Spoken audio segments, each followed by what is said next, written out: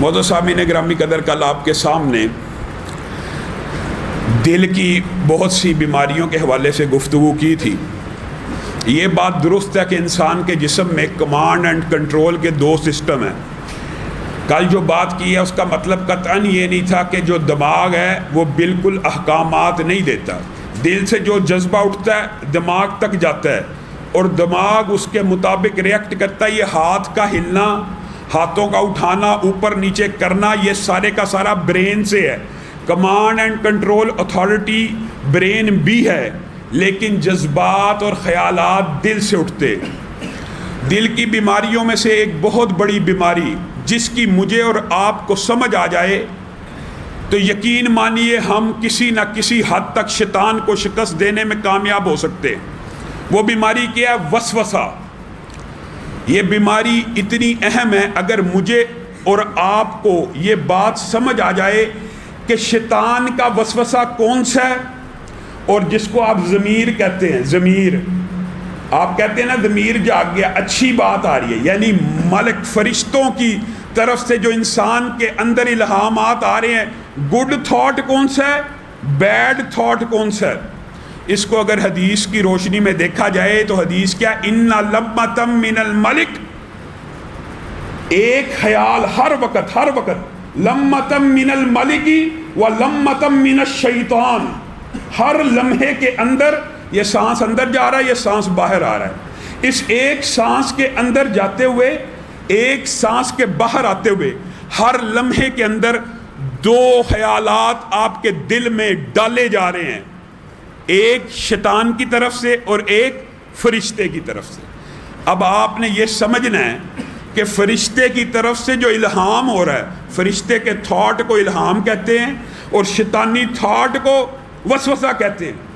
اگر آپ ان دونوں میں فرق کرنے میں کامیاب ہو گئے، سمجھیں آپ شیطان کو آدھی شکست دینے میں کامیاب ہو گئے۔ شیطان انسان کے ساتھ پیدائش سے لگا ہوا ہے، ابھی پیدا ہوتا ہے نا انسان، اس کو ایک کچوکا لگا دیتا ہے، مرتے دم تک انسان کے ساتھ رہتا ہے۔ امام احمد ابن حنبل موت کے عالم میں ہیں، آخری لمحات ہیں، ارد گرد ساتھی بیٹھے ہوئے ہیں۔ وہ امام احمد ابن حنبل کو کس چیز کی نصیحت کر رہے ہیں؟ کہیے لا الہ الا اللہ۔ وہ اس الگ دنیا میں بیٹھے ہیں۔ امام احمد ابن حنبل کے منہ سے الفاظ کیا نکل رہے ہیں؟ لا بعد، لا بعد۔ وہ حیران ہو رہے ہیں، اتنا بڑا محدث ہے، اتنا بڑا حدیث کا امام ہے، ہم اس کو کہتے ہیں کلمہ پڑھ، یہ کہتا ہے لا بعد، لا بعد، ابھی نہیں، ابھی نہیں۔ امام احمد ابن حنبل کچھ ہوش میں آتے ہیں، ساتھی پوچھتے ہیں اے امام، ہم نے تو آپ سے کہا تھا کلمہ پڑھ لیجئے، لا الہ الا اللہ کہہ دیجئے، آپ بار بار لا بعد، لا بعد کہتے تھے۔ امام احمد ابن حنبل مسکرانا شروع ہو گئے، کہا آپ کسی اور دنیا میں تھے، میں کسی اور دنیا میں تھا۔ یہ دیکھیے صحیح حدیث کے الفاظ بھی ہیں، اور امام احمد ابن حنبل اپنا تجربہ فوت ہونے سے پہلے لوگوں کو بتا کے گئے۔ کیا کہتے ہیں؟ میں اس دنیا میں تھا کہ ابلیس اپنی اصل حالت میں میرے سامنے آیا اور مجھے آ کے کہنے لگا احمد ابن حنبل تو کامیاب ہو گیا، تو میرے شر سے بچ گیا، میں تیرے اوپر بڑی محنت کرتا رہا اور تو کامیابی حاصل کر چکا ہے۔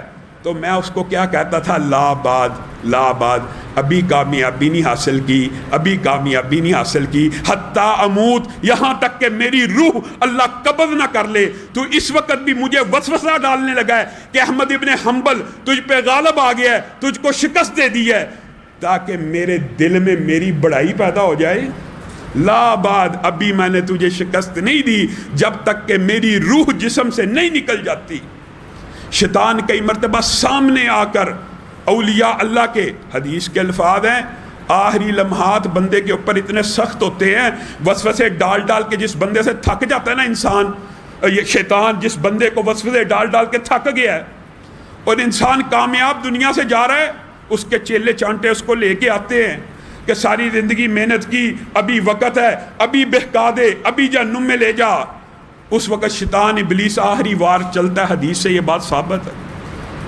کبھی والد کی شکل میں، کبھی والدہ کی شکل میں، کبھی دادا دادی، جو اس کی فیملی کا نیک بندہ ہوتا ہے، یا بعض روایات سے پتہ لگتا ہے انبیاء، سابقہ انبیاء، سابقہ نبی کریم صلی اللہ علیہ وسلم نہیں، ان کی امتوں کے روحانی بزرگ کے طور پہ آتا ہے، اور آ کے کیا کہتا ہے بندے کو، اگر بندہ مسلمان ہے، والد کی شکل میں، والدہ کی شکل میں، مفہوم بیان کر رہا ہوں، کسی پرانی نبی کی امت کے بزرگ کی شکل میں آ کے کیا کہتا ہے، یہ تجھے جو تکلیفیں آ رہی ہیں نا، تجھے جو پریشانیاں آ رہی ہیں، یہ اس لیے آ رہی ہیں کہ تو امت محمدیہ کا بندہ ہے، تو نے کلمہ پڑھا ہے، ابھی عیسائی ہو جا، تیری ساری مشکلات دور ہو جائیں گی۔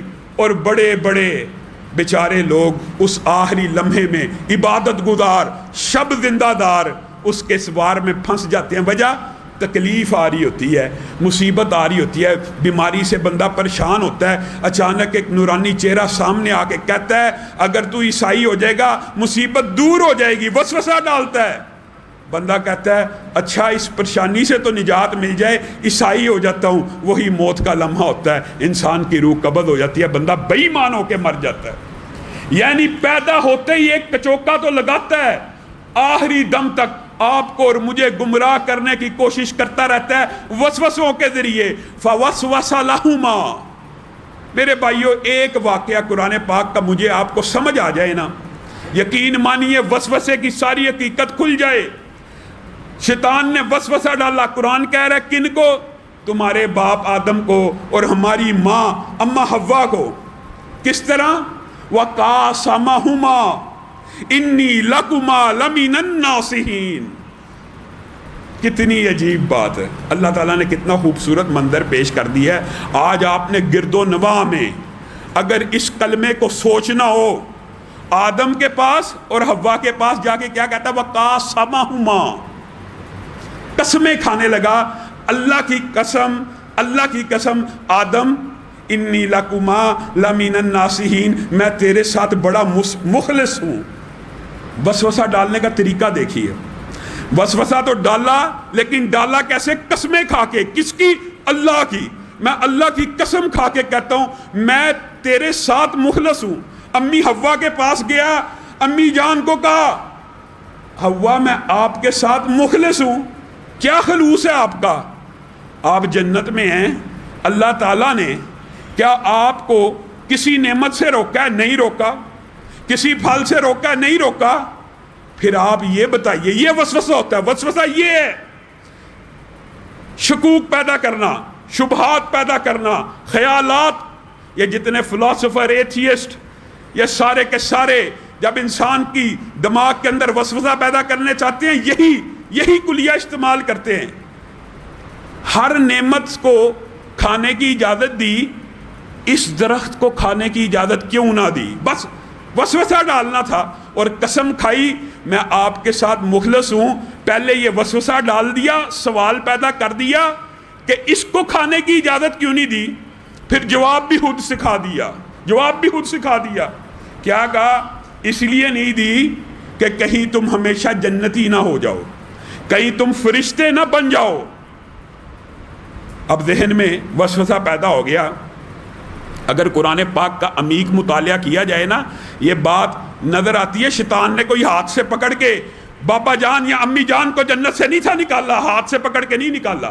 فَدَلَّاهُمَا بِغُرُورٍ، یہ جو لفظ ہے اس بات کے اوپر دلالت کرتا ہے، یہ ڈول سے ہے۔ ادلا دلوا جو یوسف کے قصے میں آتا نا، ڈول پھینکا، یہ وہاں سے ہے۔ دَلَّاهُمَا یعنی آہستگی کے ساتھ پے در پہ رسی دراز کرتا گیا، ڈول کی طرح۔ جیسے ڈول انسان پھینکتا ہے، پھر پھینکتا ہے کنویں کے اندر، پھر پانی بھر جاتا ہے، اس طرح آہستہ آہستہ ان کو دھوکے میں اتارتا گیا، ذہن میں اشکالات پیدا کرتا گیا، حتیٰ کہ وہ جو شک تھا نا، وہ جو وسوسہ تھا، پہلے تو شک تھا، پہلے تو اشکال ہوتا ہے۔ جیسے معاذ اللہ آپ سے ایتھیسٹ پوچھتے ہیں تو پھر اللہ کو کس نے بنایا؟ ایک سوال پیدا کر دیا، ایک اشکال پیدا کر دیا کہ آہستہ آہستہ یہ وسوسہ، یہ وہم دل میں جگہ پکڑے گا، اور پکڑتا ہے۔ وسوسوں سے بچنا چاہیے۔ یہ شیطانی وسوسے کا اور رحمانی کلیے کا فرق پتہ چل جائے۔ آپ یہ دیکھیے اس واقعے کے اندر بھی شیطان نے مجھے اور آپ کو دھوکے میں ڈال دیا۔ کیا عبرت تو یہ پکڑنی تھی کہ اس واقعے سے نتیجہ کیا نکلتا ہے، ہم کس بات کے پیچھے بھاگنا شروع ہو گئے. وہ کون سا درخت تھا جو بابا آدم نے کھایا؟ وہ کون سا پھل تھا؟ وہ کہیں سیب تو نہیں تھا، وہ کہیں گندم تو نہیں تھی. یہ اس لیے واقعہ نازل ہوا کہ ہم اس پھل کے پیچھے بھاگنا شروع کر دیں؟ اس لیے نہیں نازل ہوا. اللہ تعالیٰ مجھے اور آپ کو یہ سمجھانا کچھ اور چاہ رہا ہے. ہمیں ایسا وسوسہ شیطان نے یہاں پہ بھی ڈال دیا. ہر وقت وسوسہ ڈالتا رہتا ہے. اس پھل کے پیچھے بھاگ رہے ہیں. پھل کا پتہ چل جائے گا تو کیا ہو جائے گا؟ اور یہ بھی بات یاد رکھیے، نتیجہ کیا تھا؟ بابا آدم اور امی حوا کا تو پتہ ہی نہیں تھا. بول پن ہوگا کہ کوئی اللہ کی قسم کھا کے بھی جھوٹ بول سکتا ہے، کوئی اللہ کی قسم کھا کے بھی دھوکہ دے سکتا ہے، کوئی اللہ کی قسم کھا کے بھی. نیت کیا تھی؟ ایمانداری سے بتلائیے. آدم کی نیت کیا تھی؟ کہ ہمیشہ پھل کھا لوں، ہمیشہ جنت میں رہ لوں. نیت نیک تھی کہ بد تھی؟ آج اسی قسم کے وسوسے شیاطین الانس آپ کو ڈالتے رہتے ہیں. یہ عمل کر لو، یہ عمل کر لو، جنت میں داخل ہو جاؤ گے. آدم کو بھی یہی وسوسہ ڈالا گیا کہ یہ پھل کھا لو، ہمیشہ کے لیے جنت میں داخل ہو جاؤ گے. لیکن کیوں نہیں تھا کھانا؟ کیونکہ اللہ تعالیٰ نے اجازت نہیں دی. میں نے آپ نے عمل کیوں نہیں کرنا؟ چاہے جتنا مرضی بڑا امام فقیہ محدث ہمیں کسی کام کی دعوت دے رہا ہو، ہم نے وہ کام نہیں کرنا جب تک اس کے اوپر رسول اللہ صلی اللہ علیہ وسلم کی مہر موجود نہیں. مہر موجود ہے. وسوسے سے اس طرح بچنا ہے. وسوسہ شیطان ڈالتا ہی رہتا ہے، ڈالتا ہی رہتا ہے. میں آپ کو حیران کن بات بتاتا ہوں. اللہ رب العزت نے ایک جگہ دکھ کا بھی اظہار کیا. فَتَتَّخِذُونَهُ وَذُرِّيَّتَهُ أَوْلِيَاءَ مِن دُونِي. اللہ تعالیٰ نے وَهُمْ لَكُمْ عَدُوٌّ بِئْسَ لِلظَّالِمِينَ بَدَلًا.